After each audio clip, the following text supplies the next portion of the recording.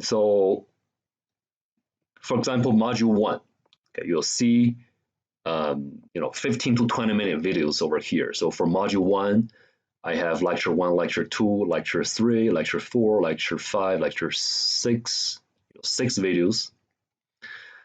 And after you watch these videos, there are specific homework problems from the homework package. And I just need to download it once. It's all these links to the same PDF file on Canvas. So if you download it once, you don't have to download again. You can see this link everywhere. But they are exactly the same thing. Okay, you download it once and work on the problem on the paper. You can scan it, you can take a picture of it afterwards and submit it to Canvas. So I'll be able to grade it. Okay, that's for the homework assignments. And if you go to syllabus, I just want to let you know the office hours. So my office hours on Thursdays, I got 6 hours on that day. So I believe you'll have a chance to visit if you have any questions. But if you really couldn't make it on Thursday, you can also make an appointment with me to meet with me in person in the office, and not just for office hours, but also outside the office hours. I will try to make myself available. If you really want to meet with me, and I actually highly recommend it if you want to get some advice in this career, in this field. Definitely make an appointment with me. Okay, and I have a lot of really awesome projects to show you guys. Textbook, you don't have to buy one, but I think it's a very good reference. I say required, but if you do not have any background in digital logic, I highly recommend you get one. It's not the newest version, but there isn't any updated knowledge in this field. Digital logic is digital logic. It's very simple. Watch all the videos, do the homework assignments, look at the notes, study the notes, and so you should be good for the quizzes and exams. Okay, and there's another textbook. It's not required, but if you stick with us in the future for this major, you will use this one sooner or later. So it provides good information on CMOS transistors, which are being used to build all the logic gates, digital logic gates. So it's good to start reading it or refer to some of the materials in this book as well, right? And there's for grading, you can see all the different grading levels, and we have a midterm exam, final exam, and for homework and quizzes, take 60%. So you really need to do really well for homework assignments and quizzes. Okay, takes most of the weight for the whole grading. Okay, let's come back to the module.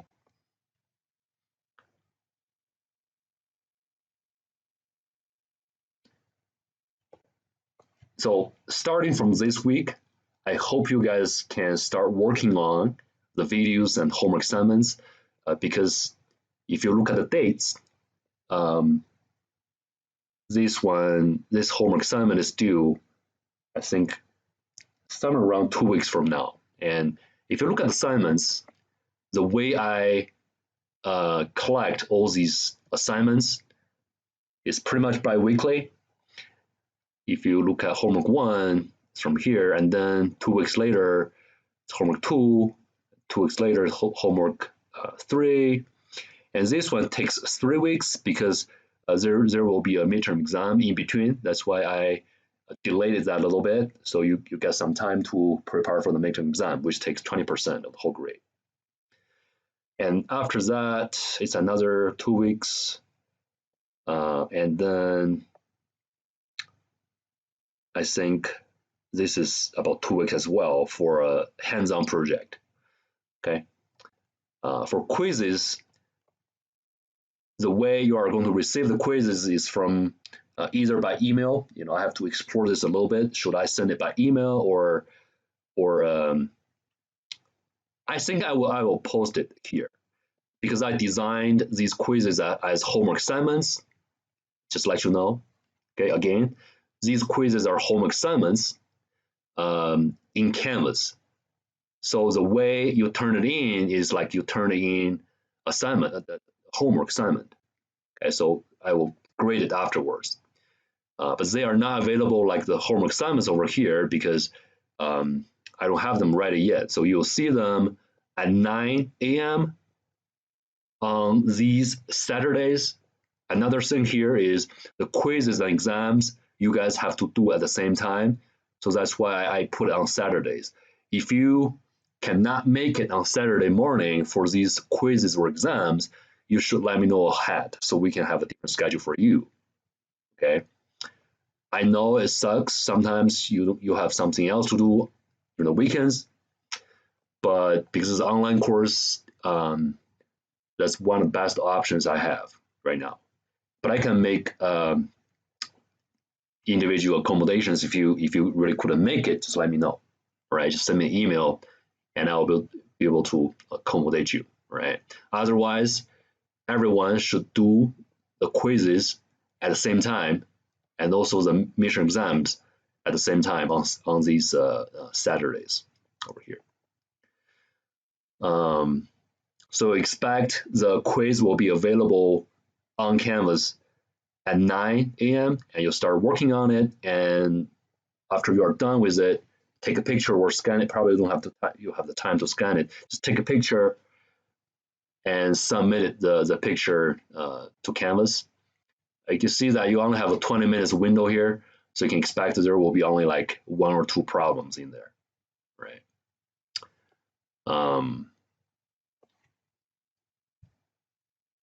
Any questions on anything so far before I dive into other topics?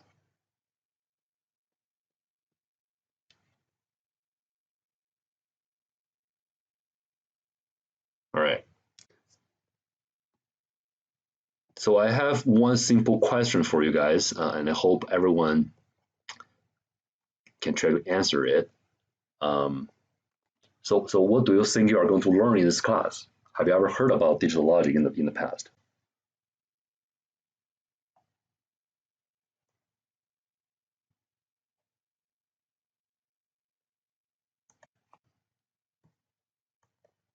All right. Anyone has any answers?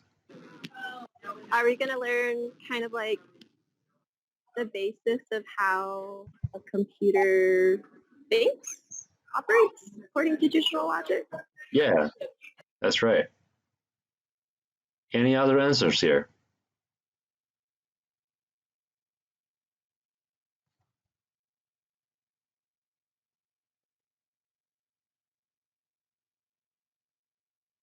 Mm-hmm. Right, so let me show you. Appreciate your answer, Marisa. Let me show you some boards I have right now to give you some basic concepts about it. Can everyone see my screen right now? I assume so, right? Could you? Yep.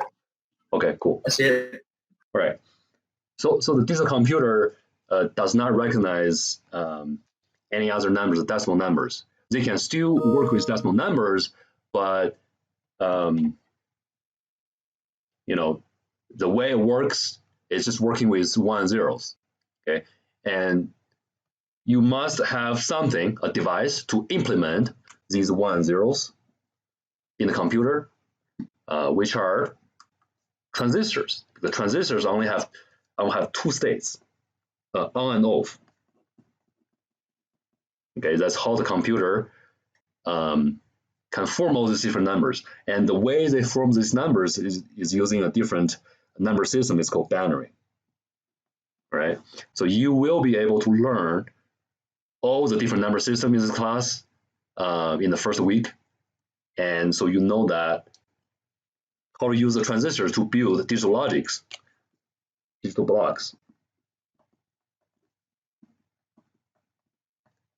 And digital blocks can form large-scale integrated circuits.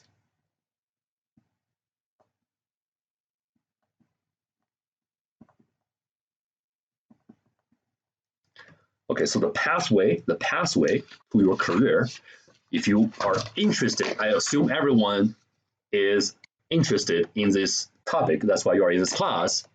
So the pathway for you guys from the very fundamental class to the employment later on, it's very simple. CE241, which is this class, and then take CE351, which teaches you how to use microcontrollers like Arduinos. But Arduino is not just the only microcontroller you can use, you can find on the market. There are so many other ones. Okay, so this microcontroller is called a system on chip, or SoC for short, and it integrates the CPU, which is the digital CPU, and all the other peripherals into one chip. And so you have to take this one in order to understand all the hex numbers and binaries in order to program effectively in here. Otherwise, it's just very entry-level programming. Okay. And then take CE433, which teaches you how to program this guy. Okay, so this is called FPGA, Field Programmable Gate Array. It's a different chip here compared to the Arduino chip. This is the SoC, but this one does not have all these modules already set up in here. So these are all just the digital blocks, and you have to program it in a different language.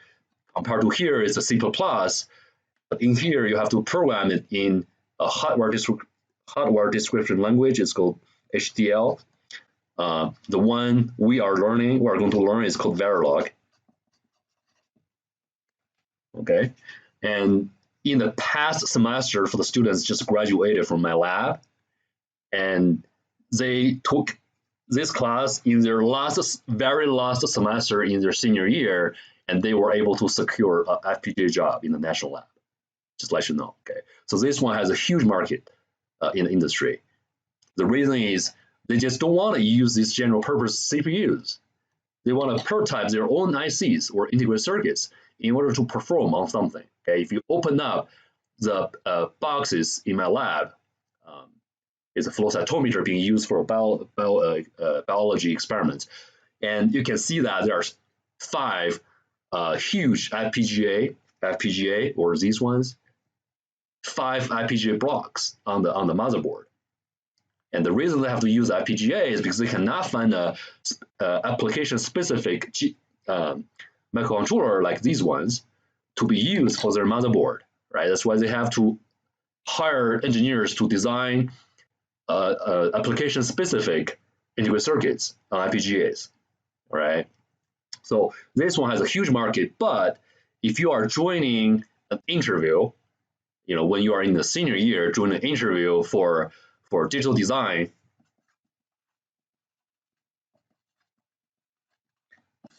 position, sometimes it's called digital design or digital verification or ASIC design engineer, those application-specific ICs. They are not just going to ask questions regarding HDLs or FPGAs. They will also ask questions about general purpose microcontrollers and integrated circuits like this. Okay, now let's move the talk to here. What is this one? Okay, so if you take logic and plus circuit 1, you will be eligible for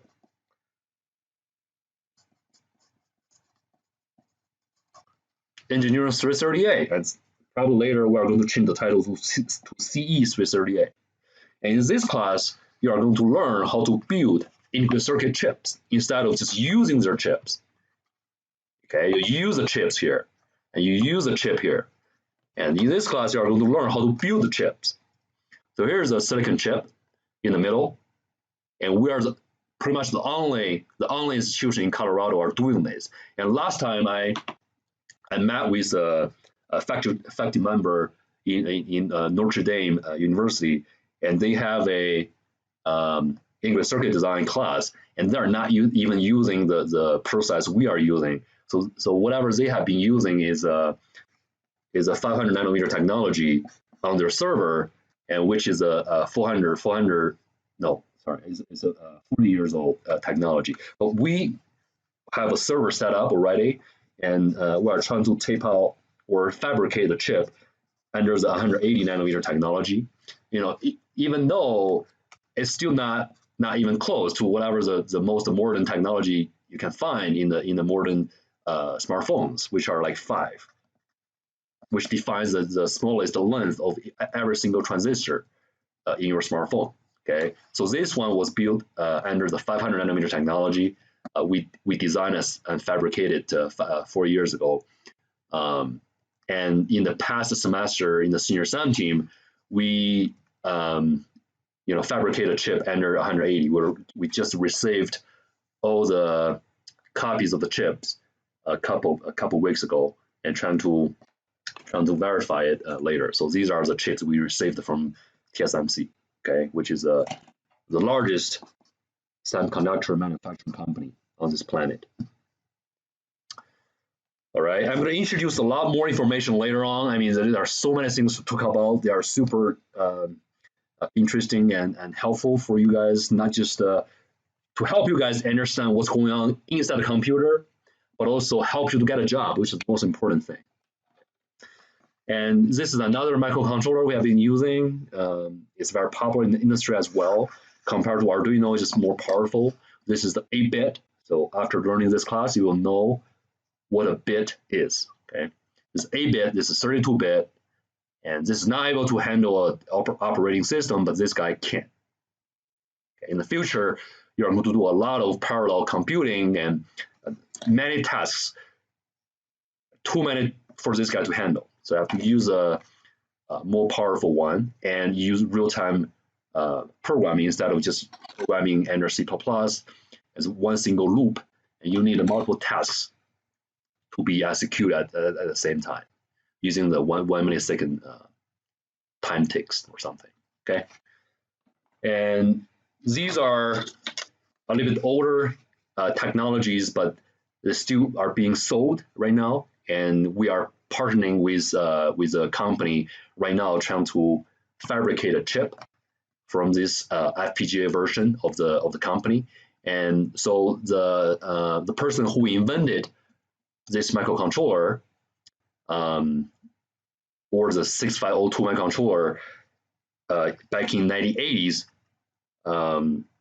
so this one was used for the Apple II computer in that time.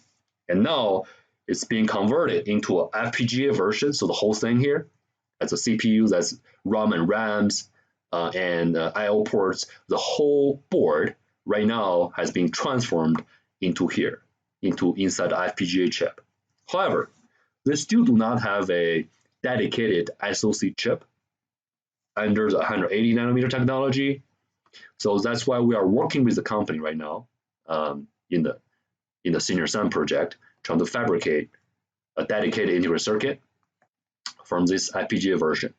Okay, a lot to talk about in the future. If you stay with us in the future in the senior SAM team, you have a chance to work on converting this one to this one. Probably after this semester, we are done with the project. In the future, you just stand on the shoulders of other people. You will get a lot of documents to start with, not starting from scratch.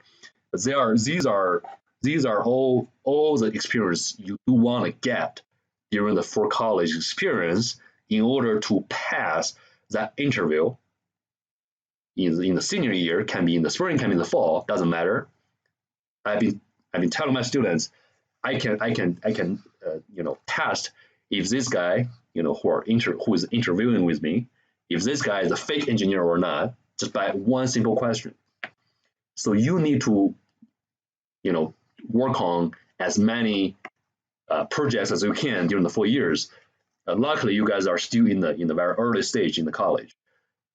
If you have any questions or anything, make sure visit my office and speak with me as soon as possible. And I will let you know the successful stories of the alumni who who secured a very good job and what they have done, what they did in my lab, what they learned during the college.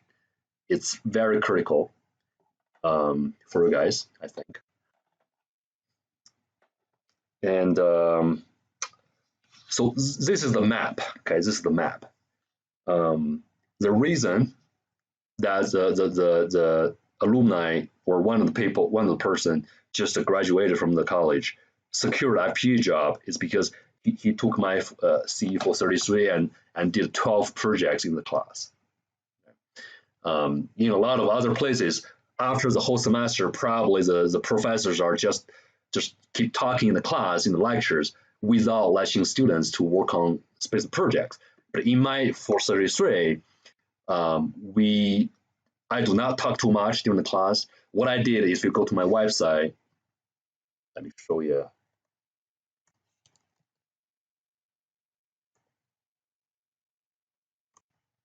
So here's my website. I usually teach my upper level, upper C courses using my website. If you go to teaching, and you can find out that there are weekly projects on FPGAs. These projects answers a lot of interview questions. That's what you want to do. You don't want to listen to the professor talking and making no sense. You want to work on the projects and deliver results. And combined with the lab, you will see that there are 8 labs plus 1 course project. So in addition to that 12 projects, you're getting 8 labs, 8 FPGA labs plus 1 course project. So that's why, you can understand right now, that's why that person just take that class and find an FPGA job after that, right after that. What I want to tell you is FPGA is one of the most important techniques being used in all this in the industry. For example, the engineers in Apple, in Samsung, when they are designing their CPUs for the smartphones, they have to verify the logic on FPGAs, okay, which are just these boards, right? This is just an entry-level FPGA, but there are many other ones you can use. More powerful ones can verify the logic of Snapdragon CPU or the whatever in Apple CPU. And CPU is just one example. There are so many other digital blocks. For example, the USB to serial converters, okay, and the memory chips. There are so many other different chips, okay, being used in here, in your laptop, in your smartphone, in the projectors and the TVs, and they need the people to design them, verify the logic of them. That's where the market is, right? So you guys want to learn, take logic, do FPGA, do microcontrollers, learn VLSIs, which are these ones. So you will be able to pass that interview. So if you pass that interview, that's a beginning point, okay?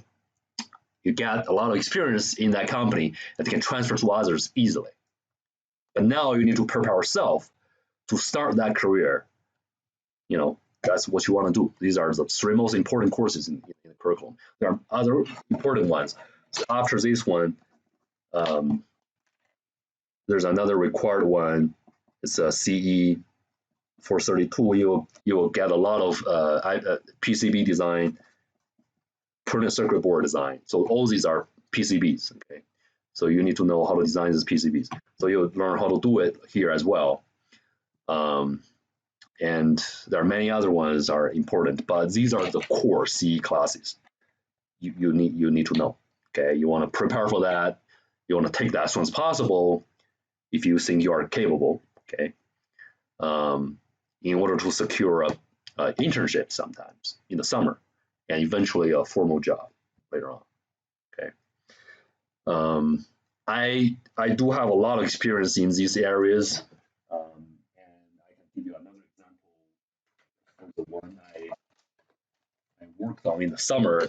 It's a PCB for a company. This is just the most recent project I worked for a company, but there have been 5 or so during the 5 years I served in FLC.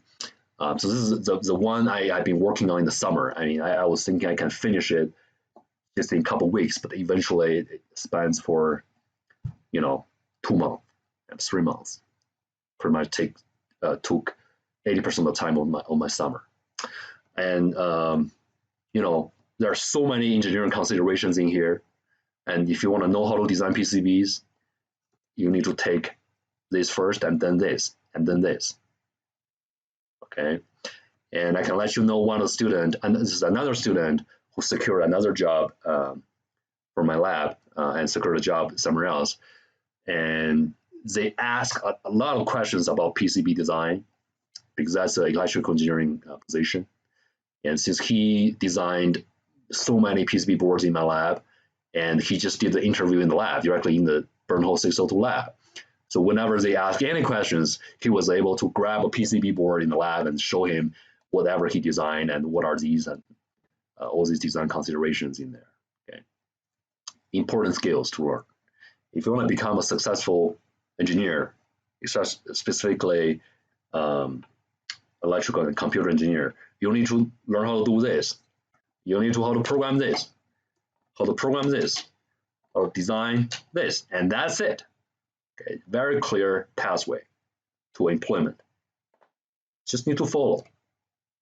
Okay, and I can tell you, all the schools and universities that I have attended, they never taught these things in the way I teach. Okay, you probably will get 0 PCB experience in other institutions, but here you can get at least 6 PCBs when you graduate, at least 6 PCBs. So you can tell whoever interview you, like you have 6 PCB experience, and you know what are these surface mount parts are, and you know how to have a barebone microcontroller over here and have an oscillator to drive it.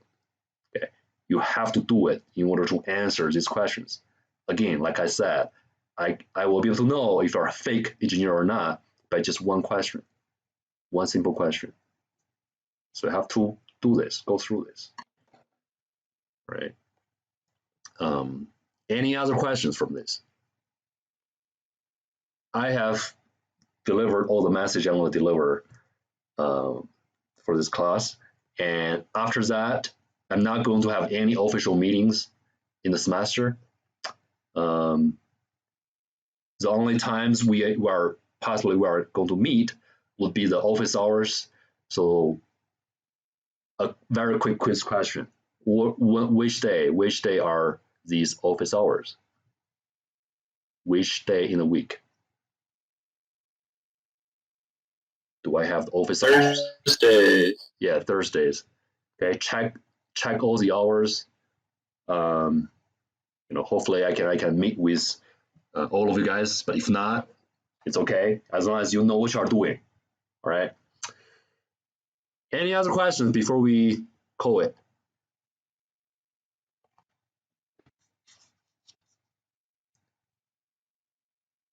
Again, you are in the right place at the right time. Okay, these will contribute to employment if you follow.